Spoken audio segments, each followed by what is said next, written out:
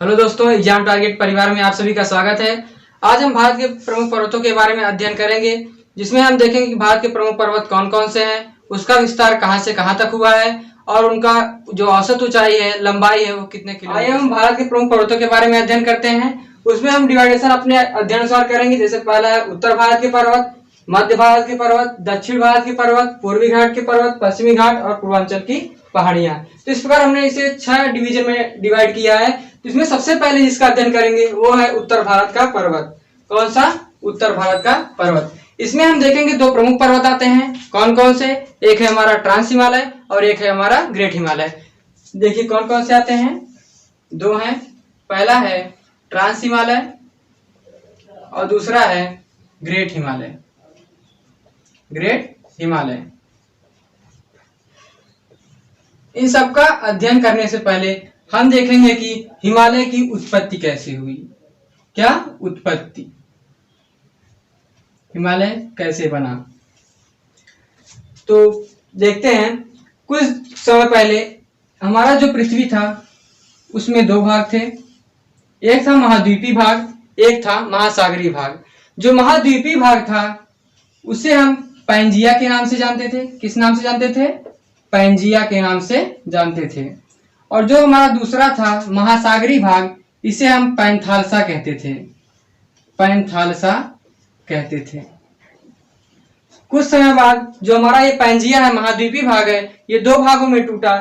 एक का नाम पड़ा अंगारा लैंड और जो दूसरा था उसका नाम गोंडवाना लैंड। जो उत्तरी भाग था उसका नाम अंगारा लैंड, जो दक्षिणी भाग था उसका नाम गोंडवाना लैंड। ये है हमारा अंगारा लैंड, अंगारा लैंड। और ये जो दक्षिणी भाग है ये है गोंडवाना लैंड, गोंडवाना लैंड। और जो ये बीच में महासागरीय भाग दिखाई दे रहा है इसे हम टेथिस सागर के नाम से जानते थे। किस नाम से जानते थे? टेथिस सागर। टेथिस सागर। इसे हम हिमालय का गर्भगृह भी कहते हैं। क्या कहते हैं? हिमालय का गर्भगृह, क्योंकि हिमालय की उत्पत्ति हमारे टेथिस सागर से ही हुई है। तो इसका उत्पत्ति कैसे हुई देखते हैं। जो हमारा ये दक्षिणी भाग है गोंडवाना लैंड, इसमें एक प्लेट पाई जिसका नाम भारतीय प्लेट। कौन सा? भारतीय प्लेट है। इसमें बहुत सी प्लेटें पाई जाती है, जिसमें एक प्रमुख है भारतीय प्लेट और एक है यहाँ यूरेशियन प्लेट उत्तरी भाग में, यूरेशियन प्लेट। जब ये दोनों प्लेटें एक दूसरे की तरफ खिसकने लगी तो इसमें जो अपर्दन हुआ, अपर्दन में क्या क्या सम्मिलित था? हमारा मिट्टी थी, गाद, कंकड़ और अवसाद। इन सब का अपर्दन हुआ। अपर्दन होने के बाद ये लोग यहाँ पे जमा होने लगे, मतलब इनका जमाव यहाँ पे टेथिस सागर में होने लगा। तो टेथिस सागर में इनका जमाव हुआ और इधर से दोनों जो प्लेटें हैं आ रही हैं, तो इनमें वलन पड़ने लगा। जब इन अवसादों में वलन पड़ने लगा तो एक नवीन बलित पर्वत का निर्माण हुआ। कौन से? नवीन बलित पर्वत। नवीन बलित पर्वत का निर्माण हुआ, जिसे हम किस नाम से जानते हैं? हिमालय के नाम से जानते हैं। हिमालय के नाम से जानते हैं। तो इसे इसीलिए कहा गया कि जो टेथिस सागर है ये हमारे हिमालय का गर्भगृह है। तो कैसे उत्पत्ति हुई? हमने देखा कि यूरेशियन प्लेट और भारतीय प्लेट एक दूसरे की तरफ खिसकने लगी और जो इसमें अवसाद जमा थे उनमें वलन पड़ने लगा और वलन की प्रक्रिया जब होने लगी तो उसमें हिमालय का निर्माण हुआ, नवीन बलित पर्वत का निर्माण हुआ, जिसे हम हिमालय के नाम से जानते हैं। इस प्रकार हमने देखा कि जो हिमालय है उसकी उत्पत्ति कैसे हुई। अब हम अध्ययन करेंगे सबसे पहले पार्ट का, जो सबसे उत्तरी पार्ट है ट्रांस हिमालय। तो आइए देखते हैं ट्रांस हिमालय हमारा कितने भाग में बटा है और उसमें कौन कौन सी प्रमुख चोटियां हैं। तो आइए देखते हैं ट्रांस हिमालय। तो आइए अब हम ट्रांस हिमालय का अध्ययन करते हैं। तो ट्रांस हिमालय का अध्ययन करते हैं तो हमें पता चलता है ये मुख्यतः 4 पार्टों में डिवाइड है। जो सबसे उत्तरी पार्ट है इसे हम कहते हैं काराकोरम श्रेणी। काराकोरम श्रेणी। और जो दूसरी उसके दक्षिण में स्थापित है इसे हम कहते हैं लद्दाख श्रेणी। कौन सी श्रेणी? लद्दाख श्रेणी। और जो उसके दक्षिण में स्थित है उसे कहते हैं जास्कर श्रेणी। किस नाम से जानते हैं? जास्कर श्रेणी के नाम से जानते हैं। और जो चौथी श्रेणी स्थापित है तिब्बत में, उसे कहते हैं हम कैलाश श्रेणी। कौन सी? कैलाश श्रेणी। कैलाश श्रेणी। इसका डिवाइडेशन कितने पार्ट में हुआ, कितनी श्रेणियों में हुआ है? 4 श्रेणियों में हुआ है। जो सबसे उत्तरी श्रेणी है काराकोरम, उसके बाद लद्दाख, उसके बाद जास्कर, और जो लास्ट में हमारे नेपाल में यहाँ पे तिब्बती भाग पड़ती है, उसे कहते हैं कैलाश श्रेणी। तो इस प्रकार आप देखेंगे जो यहाँ पे एक चोटी पाई जाती है K2 गार्डविन आस्टीन, जो हमारे काराकोरम श्रेणी में स्थापित है। यह भारत की सर्वोच्च चोटी है, ना कि भारत में जो सर्वोच्च चोटी है, यह भारत की सर्वोच्च चोटी है, क्योंकि यह पीओके में स्थापित है। कहाँ पे? पीओके में स्थापित है। जबकि जो हमारे भारत में सबसे ऊंची चोटी है वो यहाँ पे स्थापित है, जो बृहद हिमालय का भाग है, उसे कहते हैं कंचनजंगा। कौन सी? कंचनजंगा के नाम से जानते हैं। तो इस प्रकार हमने देखा कि जो हमारा ट्रांस हिमालय है वो 4 पार्टों में डिवाइड है, काराकोरम, लद्दाख, जास्कर और कैलाश श्रेणी। यहीं से एक नदी निकलती है, सिंधु नदी। ये हमारे किस श्रेणी से होकर भारत में प्रवेश करती है? तो ये हमारे जास्कर श्रेणी से होकर भारत में प्रवेश करती है और यहीं से यह पाकिस्तान में निकल जाती है। इस प्रकार देखा कि जो हमारी सिंध नदी है वो किस श्रेणी से होकर प्रवेश करती है भारत में? जास्कर श्रेणी से होकर प्रवेश करती है। जो इसकी औसत चौड़ाई है वह 40 किमी है। कितनी है? 40 किमी। क्या है? औसत चौड़ाई। ट्रांस हिमालय की औसत चौड़ाई 40 किमी है। और यहीं पे देखेंगे जो ट्रांस हिमालय और वृहद हिमालय को अलग करता है उसे हम कहते हैं इंडो सांगपो सचर जोन। कौन सा? Indo Tsangpo suture zone. Indo Tsangpo suture zone. इसी के द्वारा हमारा ट्रांस हिमालय और वृहद हिमालय का विभाजन हुआ है। तो हमने देखा कि ट्रांस हिमालय क्या है, कितने पार्टों में डिवाइड है और उसकी सबसे सर्वोच्च चोटी कौन सी है? K2 Godwin Austin. इसकी जो ऊंचाई है वो है 8611 मीटर।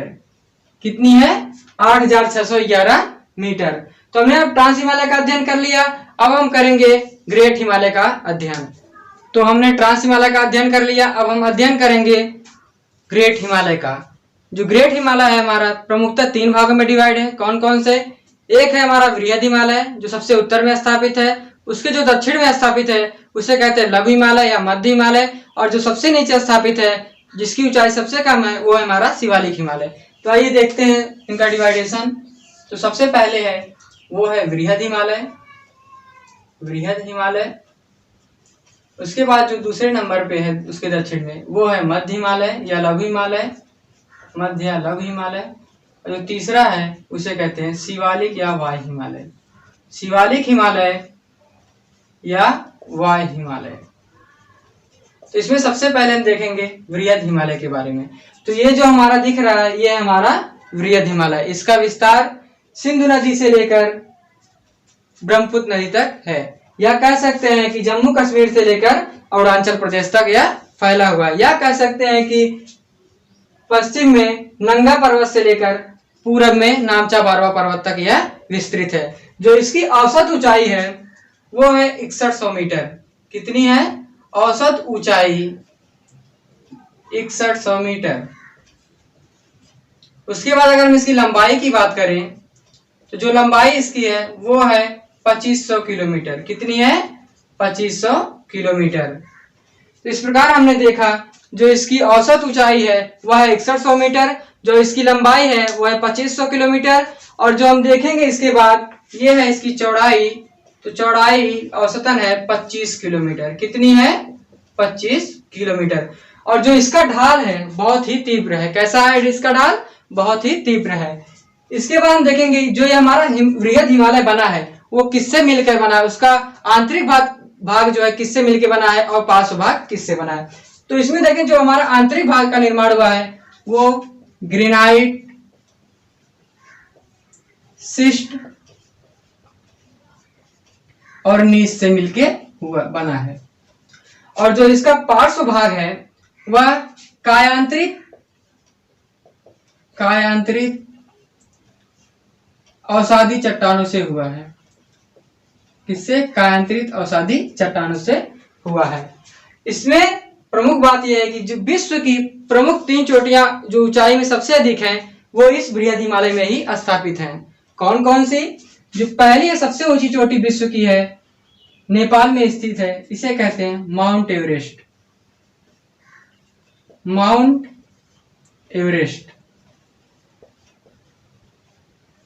और जो दूसरे नंबर पे है सिक्किम में स्थापित है, इसे कहते हैं कंचनजंगा। कंचनजंगा जो इसकी ऊंचाई है 8,848 मीटर है। कितनी है? 8,848 मीटर। और जो कंचनजंगा की ऊंचाई है वो है 8,598 मीटर। और यहीं पे एक पर्वत उत्तराखंड में पाया जाता है जिसका नाम है नंदा देवी। कौन सा है? नंदा देवी। नंदा देवी या नंदा पर्वत। जो इसकी ऊंचाई है वो है 7817 मीटर या 7817 मीटर। तो इस प्रकार हमने देखा जितने भी विश्व के सबसे ऊंचे पर्वत हैं इसी श्रेणी में स्थापित है, बृहद हिमालय में स्थापित है। जो हमारा सबसे ऊंची श्रेणी है वो है माउंट एवरेस्ट 8,848 मीटर। उसके बाद जो सिक्किम में स्थापित है कंचनजंगा, जो भारत में सबसे ऊंची चोटी है, उसकी ऊंचाई है 8,598 मीटर। और जो यहाँ पे स्थापित है उत्तराखंड में नंदा देवी या नंदा पर्वत, उसे कहते हैं, उसकी ऊंचाई है 7817 मीटर। और हम देखेंगे कि जो भी प्रमुख नदियां हैं, जो भी हिमालय तंत्र की नदियां हैं, वो कहां से निकलती हैं? हमारे बृहद हिमालय श्रेणी से निकलती हैं। जैसे सिंधु नदी, गंगा नदी और ब्रह्मपुत्र नदी, ये सब कहां से निकलती हैं? हमारे बृहद हिमालय से निकलती हैं। और जो ये माउंट एवरेस्ट है, इसे हम तिब्बती भाषा में चोंगलुंगमा के नाम से जानते हैं। किस नाम से जानते हैं? चोंगलुंगमा के नाम से जानते हैं। चोंगलुंगमा का अर्थ होता है पर्वतों की रानी। क्या होता है? पर्वतों की रानी। उसके बाद हम देखेंगे कि इसमें बहुत से दर्रे स्थापित हैं। जैसे यहाँ पे स्थापित है हिमाचल प्रदेश में सिपकिला दर्रा, उसके बाद जम्मू कश्मीर में स्थापित है जोजिला दर्रा, और यहाँ पे स्थापित है सिक्किम में नाथुला दर्रा। ये सब हमारे किसके भाग हैं? ये सब बृहद हिमालय के भाग हैं। इस प्रकार बृहद हिमालय के अध्ययन के बाद अब हम लघु हिमालय का अध्ययन करेंगे। देखेंगे कि वो कितने पार्टों में डिवाइड है, उसकी औसत ऊंचाई कितनी है, तो इसके बारे में हम अध्ययन करेंगे। तो आइए देखते हैं। इसकी जो औसत ऊंचाई है वो है 3700 से 4500 मीटर। कितनी? 3700 से 4500 मीटर। और जो इसकी चौड़ाई है वो 80 से लेके 100 किमी है। कितनी? 80 से लेके 100 किमी है, मतलब किलोमीटर है। तो ये जो हमारा लघु हिमालय है मुख्यतः 4 पार्टों में डिवाइड है। जो पहला पार्ट है उसे हम पीर पंजाल के नाम से जानते हैं। पीर पंजाल के नाम से जानते हैं, जो जम्मू कश्मीर में स्थापित है। और जो दूसरा है उसे हम कहते हैं धौलागिरी। धौलागिरी जो हिमाचल प्रदेश से लेके उत्तराखंड तक विस्तृत है। उसके बाद जो तीसरी श्रेणी है इसे हम किस नाम से जानते हैं? महाभारत नाम से जानते हैं। महाभारत श्रेणी के नाम से जानते हैं। और ये जो स्थापित है ये नेपाल में है। और जो चौथी श्रेणी है मध्य हिमालय की वो है नागटिब्बा।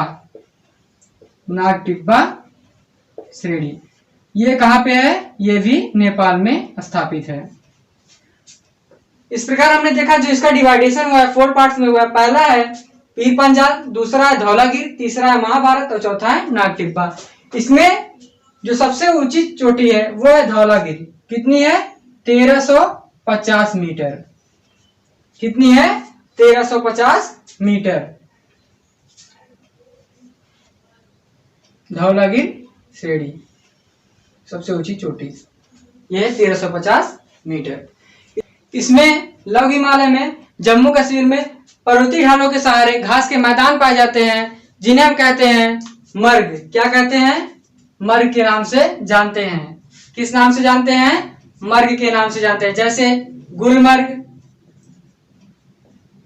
सोनमर्ग। सोनमर्ग।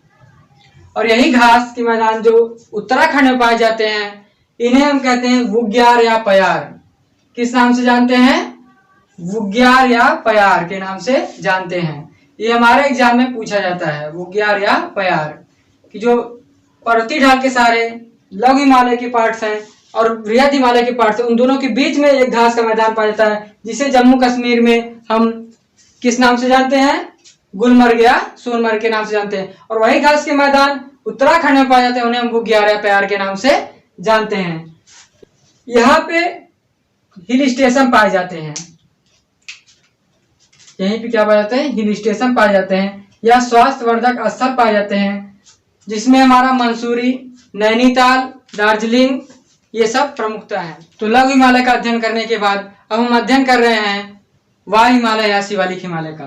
तो जो वाय हिमालय है हमारा, जिसे शिवालिक हिमालय कहते हैं, वो हमारा पंजाब से लेके बिहार में कोसी नदी तक फैला हुआ है। पंजाब से लेके कोसी नदी तक फैला हुआ है। जो इसकी औसत ऊंचाई है, औसत ऊंचाई वो है 900 से 1200 मीटर। और जो ये चौड़ाई है, इसकी चौड़ाई है 15 से 30 किलोमीटर, 15 से 30 किमी। तो इस प्रकार हमने देखा इसका विस्तार पंजाब से लेकर कोसी नदी तक हुआ है। औसत ऊंचाई 900 से 1200 मीटर है और चौड़ाई 15 से 30 किलोमीटर है। जो हमारा शिवालिक हिमालय है, इसमें पहाड़ियां पाई जाती है। जम्मू में जम्मू पहाड़ी के नाम से जानते हैं। जम्मू में किस नाम से जानते हैं? यहाँ पे जम्मू पहाड़ी के नाम से जाना जाता है। और यही अरुणाचल प्रदेश में किस नामों से जाना जाता है? इसे अबोर, मिसमी, डाफला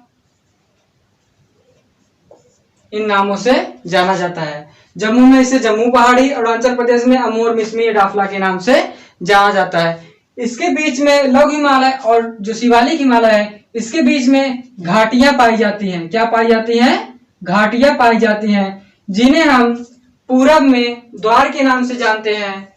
पूर्व में क्या किस नाम से जानते हैं? द्वार के नाम से जानते हैं। और जो पश्चिम है, इसे हम दून के नाम से जानते हैं। जैसे पूरब में हो गया हमारा हरिद्वार, क्या हरिद्वार, और पश्चिम में हो गया देहरादून। तो इस प्रकार हमने देखा जो हमारा शिवालिक हिमालय है, इसमें प्रमुख बिंदु जो मुख्यतः एग्जाम के दृष्टिकोण से बहुत ही महत्वपूर्ण है, वो है हमारा ये जम्मू में किस नाम से जानते हैं? जम्मू पहाड़ी के नाम से जानते हैं। और अरुणाचल प्रदेश में इसे अबोर, मिसमी और डाफला के नाम से जानते हैं। और जो पूरब में जो यहाँ पे दो घाटियां पाई जाती हैं, इन्हें पूरब में द्वार के नाम से जानते हैं और पश्चिम में दून के नाम से जानते हैं। जैसे हमारा हो गया हरिद्वार और देहरादून।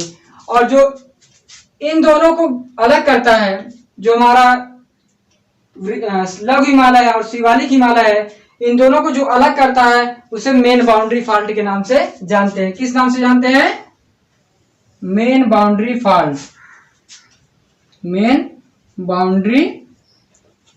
फॉल्ट के नाम से जानते हैं। और जो हमारा बृहद हिमालय है और लघु हिमालय है, इन दोनों को अलग करता है मेन सेंट्रल थ्रस्ट। कौन सा? Main central thrust. इस प्रकार हमने देखा जो हमारा ट्रांस हिमालय है और बृहद हिमालय, इन दोनों को अलग करता है इंडो सांगपो सचर जोन। और जो हमारा बृहद हिमालय है और लघु हिमालय, इन दोनों को अलग करता है मेन सेंट्रल थ्रस्ट। और जो लघु हिमालय है और शिवालिक हिमालय है, उन दोनों को कौन अलग करता है? Main boundary fault. तो हमने शिवालिक हिमालय के बारे में अध्ययन किया, लघु हिमालय के बारे में अध्ययन किया, बृहद हिमालय के बारे में अध्ययन किया, ट्रांस हिमालय के बारे में अध्ययन किया। इसका अध्ययन तो हम उत्तर से दक्षिण कर लिए, लेकिन अभी हम इसका क्या करेंगे? प्रादेशिक आधार पर विभाजन करेंगे। क्या प्रादेशिक आधार पर कितने भागों में डिवाइड है और उसके कौन कौन से पार्ट हैं, और जो सबसे बड़ा पार्ट है वो कौन सा, जो सबसे छोटा पार्ट है वो कौन सा, उसमें कौन कौन सी प्रमुख चोटियां।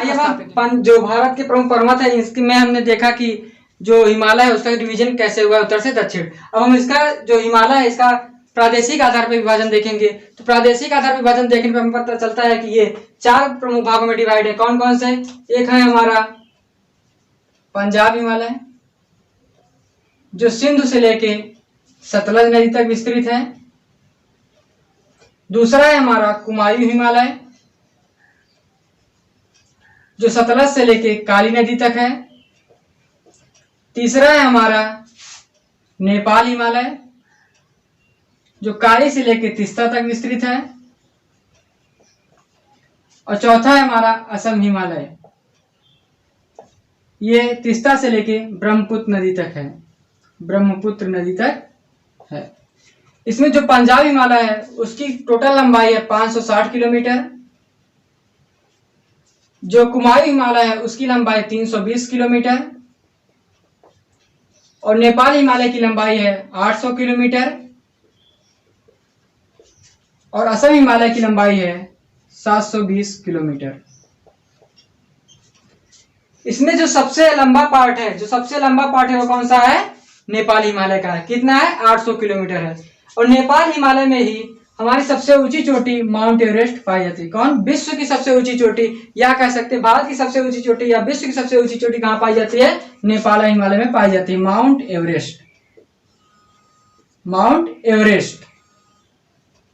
और इसी में ही क्या पाई जाती है? कंचनजंगा। कौन सी? कंचनजंगा। अब हम देखेंगे कि जो हमारा ये सिंधु से लेकर सतलज तक है पंजाब हिमालय, इसमें कौन कौन से श्रेणियां पाई जाती है, कौन कौन सी श्रेणियां पाई जाती है। इसमें जो प्रमुख श्रेणी पाई जाती है वो है हमारा काराकोरम, काराकोरम, लद्दाख, जास्कर, पीर पंजाल, पीर पंजाल। तो इस प्रकार हमने देखा कि जो है पंजाब हिमालय, इसमें प्रमुखता 4 श्रेणियां पाई जाती हैं। कौन कौन सी? काराकोरम, लद्दाख, जास्कर और पीर पंजाल। जो हमारे एग्जाम में प्रश्न पूछता है वो इनका क्रम उत्तर से दक्षिण क्रम पूछ लेगा या दक्षिण से उत्तर क्रम पूछ लेगा। तो हमें ध्यान देना है, सबसे पहले कौन? सबसे उत्तर में काराकोरम श्रेणी, उसके बाद लद्दाख श्रेणी, फिर जास्कर श्रेणी और लास्ट में पीर पंजाल श्रेणी। और हमने देखा कि जो यहाँ पे माउंट एवरेस्ट है वो हमारे किस हिमालय में पाया जाता है? नेपाल हिमालय में पाया जाता है। जबकि कुमाऊं हिमालय में एक प्रमुख पर्वत है, कौन सा है वो? नंदा देवी। कौन सा है? नंदा देवी, उत्तराखंड में पाया जाता है। ये कुमाऊं हिमालय का सबसे ऊंचा पार्ट है, मतलब सबसे ऊंची चोटी है। तो हमने देखा कि इसका विस्तार कितने पार्टों में हुआ है और किस किस नदियों के बीच हुआ है। तो हमने इस प्रकार हिमालय का अध्ययन कर लिया। अब हम अध्ययन करेंगे पूर्वी घाट, पश्चिमी घाट, दक्षिण भारत की प्रमुख चोटियां और पूर्वांचल की पहाड़ियों के बारे में। तब तक के लिए धन्यवाद।